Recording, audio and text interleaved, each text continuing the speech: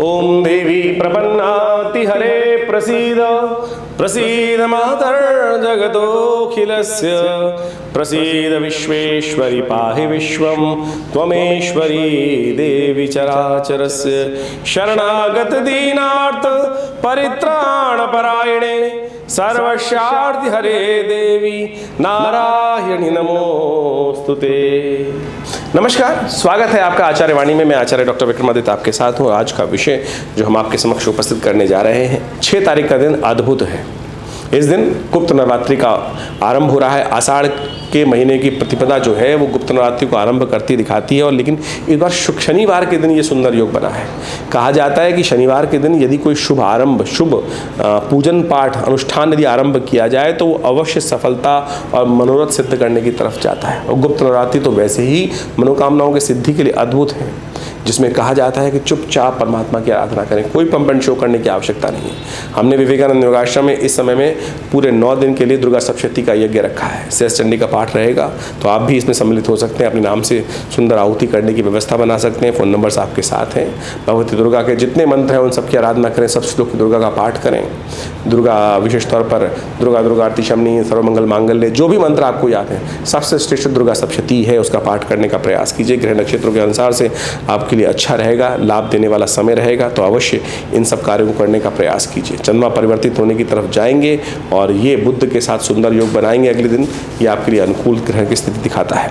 7 तारीख का अवसर रविवार है और उस दिन शुक्र भी राशि परिवर्तन करने का योग बना रहे हैं। और शुक्र महाराज चतुर्थ भाव में बुध के साथ, चंद्रमा के साथ विराजित हो रहे हैं और ये आपके लिए चीज़ों को विशेष तौर पे अच्छा योग बनाएंगे। शुक्र परिवर्तन करके बुध के साथ जो आ रहे हैं, ये कहीं ना कहीं से आपके लिए प्रॉपर्टी इत्यादि में कुछ निवेश करने का नया अवसर आपको मिल सकता है। ऐसे में मंगल जो हैं वो विशेष तौर पर कृतिका नक्षत्र में प्रवेश कर रहे हैं। ये सूर्य का नक्षत्र है, ये थोड़ी सी एग्रेसिवनेस बढ़ा देंगे, थोड़ी सी उत्तेजना बढ़ा देंगे। उत्तेजना को बैलेंस कीजिएगा। देखिए, ग्रह नक्षत्र आपकी राशि के अनुसार समझें तो इस वक्त बहुत सुंदर स्थिति में बने, लेकिन ऐसे में उत्तेजना जो है वो सब चीज़ों को कष्ट में डाल सकती है। तो उत्तेजना रहित होकर काम करें। और ऐसे में माँ भगवती ब्रह्मचारिणी, दूसरा नक्षत्र जो विशेष तौर पर गुप्त नवरात्रि का दूसरा दिवस है, माँ ब्रह्मचारिणी की आराधना करने का सुंदर अवसर है। तो माँ ब्रह्मचारिणी देवी की ध्यान करते हुए आज आप क्या करें, या देवी सर्वभूतेषु भ्रांति रूपेण संस्थिता नमस्तस्यै नमस्तस्यै नमस्तस्यै नमो नमः, इस मंत्र का जप करें, उनका पूजन करें। आश्रम पे तो यज्ञ चल ही रहा है, उसमें भी सम्मिलित हो सकते हैं और अच्छा रहेगा। 8 तारीख का यज्ञ जो 8 तारीख का दिवस है वो सोमवार का अवसर है, तृतीया तिथि है और चंद्र घंटा की आराधना करने का अवसर है। ग्रह नक्षत्र आपकी राशि के अनुसार से ओवरऑल अनुकूल बने ही हुए हैं। ऐसे में चंद्र घंटा भगवती का आराधना करते हुए उन्हें सिंदूर, श्रृंगार की सामग्री, दर्पण इत्यादि अर्पित करने से मनोकामना और कष्ट से दूर होने के योग बन सकते हैं। तो 9 तारीख के दिन बात करें तो उस दिन तिथि बड़ी विचित्र दिखाई दे रही है और अद्भुत दिखाई दे रही है। और मंगल जो एग्रेसिव हो रखे हैं उनको शांत करने का अवसर है, क्योंकि मंगल का जन्म दिवस है। इस दिन मंगलवार है, तृतीया तिथि उदय तिथि है, उसके बाद चतुर्थी का आगमन हो जाएगा, तो अंगारक चतुर्थी का निर्माण हो जाएगा। तो ऐसे में ग्रह नक्षत्रों के दृष्टिकोण से देखें तो ये तिथि आपके लिए बड़ी अनुकूल दिखाई देती है। और ऐसे में हनुमान जी का पूजन, सुंदरकांड का पाठ, ये सब मनोरथों को सिद्ध करने के योग बनाएगा। चंद्रमा परिवर्तित होकर आपके लिए विजय के योग बनाते दिखाई दे रहे हैं। आपके कार्यों को पूर्ण फल आपको दे सकते हैं। जो आपके विरोधी हैं उनको परास्त करने का सुंदर योग बनता दिखाई दे रहा है। तो ऐसे में मंगल को और थोड़ी सी शांत करें, उसकी शालीनता को बढ़ाने का प्रयास करें तो आपके लिए अच्छा रहेगा। हमने विवेकानंद योगाश्रम में जो नवरात्र का यज्ञ चल रहा है उसके साथ साथ सुंदरकांड का भी पाठ रखा है, तो आप भी इसमें सम्मिलित हो सकते हैं। आनंद भाव से कृपा का योग बनेगा। भगवान की स्तुति अवश्य करने का प्रयास कीजिए। 10 तारीख का अवसर बुधवार का योग है और ऐसे में चतुर्थी तिथि उदय तिथि है, पंचम नवरात्र है, माँ स्कंदमाता की आराधना करने का अवसर है। माँ भगवती स्कंद माता का वास्तविक स्वरूप है। या देवी सर्वभूतेषु मातृरूपेण संस्थिता नमस्तस्यै नमस्तस्यै नमस्तस्यै नमो नमः, इसका यथाउचित भाव से जप करें, कल्याण होगा। देखिए, भारतीय ज्योतिष विज्ञान एक ऐसा चमत्कार है जो समय की वास्तविक तौर पर चाल को आपको समझाने का प्रयास करता है। और दैनिक गणित को देखकर, ज्योतिष के योग को देखकर हम आपके समक्ष उन समस्त गणनाओं के माध्यम से आपके भविष्य फल को बताने का प्रयास करते हैं। जानने का प्रयास करते हैं कि इन ग्रहों का योगायोग क्या कुछ हमारे जीवन में राशि के अनुसार से प्रवृत्ति बनाने का योग बना सकता है, किस प्रकार से कहाँ ग्रहों का उदय, कहाँ ग्रहों का अस्त, कहाँ ग्रहों का मार्गीपन, कहाँ ग्रहों का वक्र स्थिति जो है, जो भी ग्रहों का योगायोग विभिन्न युक्तियों के साथ बन रहा है उसका प्रभाव जीवन पे क्या पड़ेगा।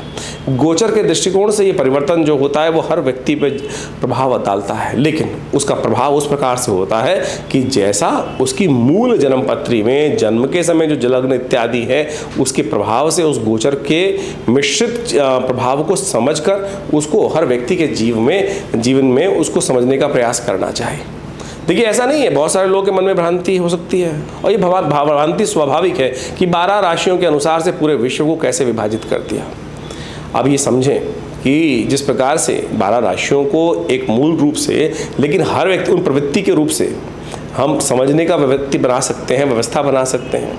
तो आप समझें कि मूल जन्मपत्री सबसे विशेष है, लेकिन फिर भी राशि के अनुसार से गोचर का प्रभाव बहुत महत्वपूर्ण होता है। अगर मूल जन्मपत्री के साथ जन्मपत्री के विषय को समझते हुए, व्यक्ति के प्रवृत्ति को समझते हुए, व्यक्ति के ग्रह योग जो भी उसकी कुंडली में बैठे हैं, चाहे राजयोग हैं, चाहे वो विभिन्न प्रकार के शुभ अशुभ योग हैं, उसको भी समझकर यदि जातक को समझाने का प्रयास किया जाए, उसके जीवन को देखा जाए तो बहुत महत्वपूर्ण ज्योतिष परिवर्तन का प्रतीक बना सकता है और लाभ की स्थिति उत्पन्न कर सकता है। फिर भी गोचर का दृष्टिकोण से हम राशि के अनुसार से जो प्रभाव आपको बता रहे हैं वो भी बहुत महत्वपूर्ण है और अपना प्रभाव दिखाता है।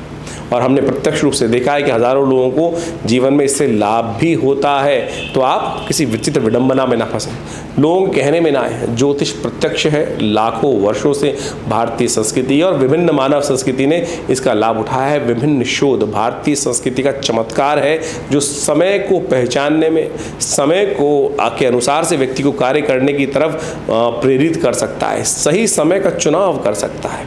और जो व्यक्ति बुद्धिमानी के द्वारा सही वक्त का चुनाव कर लेते हैं, सही वक्त को समझ लेते हैं, उनके वारे न्यारे हो जाते हैं और जीवन में शुभ लाभ के योग बन जाते हैं, कल्याण के योग बन जाते हैं। आज व्यक्ति मॉडर्न वैज्ञानिकता की तरफ चल रहा है और उसको भी भविष्य जानने के लिए आधुनिक चीज़ों का उपयोग करता है। आप गूगल का उपयोग करते हैं, क्या आपको बताता है कि रास्ता आगे कहाँ जाम है, कहाँ नहीं जाम है, लेकिन फिर भी आप पहुँचते हैं तो कई बार वो गूगल भी गलत हो जाता है। तो कहीं ना कहीं उसने साइंटिफिक पैरामीटर्स पे काम किया, एनालिसिस किया डाटा को, लेकिन फिर भी उसकी गणनाएं भी गलत हो जाती हैं।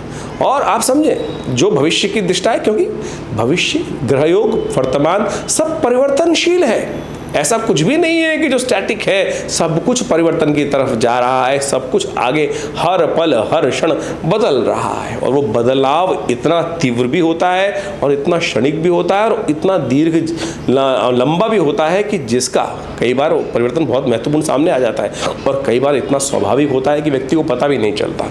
तो आप समझें ज्योतिष विज्ञान, इसका मुझे एग्जाम्पल देने का उदाहरण देने का केवल मतलब ये था कि हर चीज़ परिवर्तनशील है। पूरे विश्व में भविष्य को जानने का, आगे वाली स्थिति को जानने की लालसा हमेशा रही है और ज्योतिष विज्ञान उस पर 100% सही बैठता है। मेरी गणना है, किसी ज्योतिषी की गणनाएं गलत हो सकती हैं, लेकिन ज्योतिष विज्ञान की गणना गलत नहीं हो सकती। और हमने अपने इस आश्रम के माध्यम से, अपने गुरुजन के माध्यम से सहयोग लेते हुए इस विज्ञान को अच्छे से समझने का प्रयास किया। और मैं तो अभी अपने आप को छात्र ही मानता हूँ। मैं तो सही हर रोज़ कुछ नया सीखने का प्रयास करता हूँ, कुछ बताता हूँ, कुछ अनुभव करता हूँ और उसमें जब एनालिसिस आता है तो उसमें कुछ अगर त्रुटि रहती है तो उसको नित्य प्रति परिवर्तन की तरफ जाने का प्रयास करता हूँ और समझता हूँ, सीखता हूँ। और ये जब तक प्रवृत्ति व्यक्ति के अंदर नहीं रहेगी तब तक वो उस शास्त्र को नित्य प्रति चेंज की तरफ नहीं ले जाएगा, तब तक उसका विकास संभव नहीं है। ज्योतिष विज्ञान का विकास भी इस प्रकार से हर व्यक्ति के अनुसार से हमें समझने की आवश्यकता पड़ती है। बहुत सारी जन्म पत्रियाँ देखते हैं हर रोज़ और उनके अनुसार से उन सिद्धांतों को देखते हैं, लेकिन चमत्कार है, बिल्कुल है। बहुत सारे लोगों के जीवन में हमने इस परिवर्तन से ज्योतिष विज्ञान के माध्यम से लाभ उठाते देखा है। अरबों लाखों लोगों ने इस विज्ञान का लाभ पता नहीं कितनी सदियों से लिया है। तो आप भी इसके साथ जुड़े, समझें और आपके जो मन में प्रश्न चल रहे हो आप हमें व्हाट्सएप के माध्यम से भेज सकते हैं। हम प्रयास करेंगे आपके प्रश्नों को समाधान देने का प्रयास करें। लेकिन बहुत सारे लोग हमारे साथ इस कार्यक्रम में जुड़े होते हैं, लाखों लोगों के प्रश्न आते हैं और आप भी देखते होंगे चैनल्स पर लगातार जो कमेंट बॉक्स है उनके एक साथ कमेंट आ रहे होते हैं। तो हमने उसकी व्यवस्था बनाई है कि आप आश्रम पे संपर्क संपर्क साध कर और विवेकानंद योगाश्रम से जुड़ सकते हैं, अपने निजी संपर्क को भी साध सकते हैं और यहाँ होने वाली विभिन्न गतिविधियों के साथ भी जुड़ सकते हैं। हमारे इस आश्रम में हर समय कुछ ना कुछ नई गतिविधि चलती रहती हैं, बहुत सारे व्यवस्थाएं चलती रहती हैं। नित्य प्रति 8 घंटे यज्ञ, माँ भगवती दुर्गा का यज्ञ, विभिन्न ग्रहों का यज्ञ, विभिन्न मंत्रों का यज्ञ, विभिन्न विशेष तौर पर मंत्रों का यज्ञ, जो वैदिक मंत्र हैं, महामृत्युंजय इत्यादि मंत्रों का यज्ञ समय समय पर चलता रहता है और उस सब का निमंत्रण हम आपको देते भी रहते हैं। अभी इसी समय में गुप्त नवरात्रि का सुंदर योग बन रहा है और ये गुप्त नवरात्रियाँ बहुत विशेष हैं, मनोकामना सिद्धि के लिए अद्भुत हैं। और हमारे आश्रम पे तो माँ भगवती दुर्गा का जो चमत्कारिक शिव विग्रह अनादिकाल से सुंदर रूप से चमत्कारिक शिव विग्रह जो यहाँ उपस्थित है वो तो अद्भुत है, चमत्कार से परिपूर्ण है। लाखों लोगों ने उनके दर्शन कर कर अपनी मनोकामना सिद्ध करी है। आप भी उनके सानिध्य में बैठकर इन नवरात्रों के अवसर पर, गुप्त नवरात्रियों के अवसर पर गुप्त मनोकामनाएं पूर्ण करने के लिए चुपचाप उनके सानिध्य प्राप्त करें, उस यज्ञ में भाग लें। देखिएगा परिवर्तन का सुंदर योग बनेगा। यज्ञ में भाग लेने के लिए आप आश्रम की गतिविधि के साथ जुड़ सकते हैं और लाभ ले सकते हैं।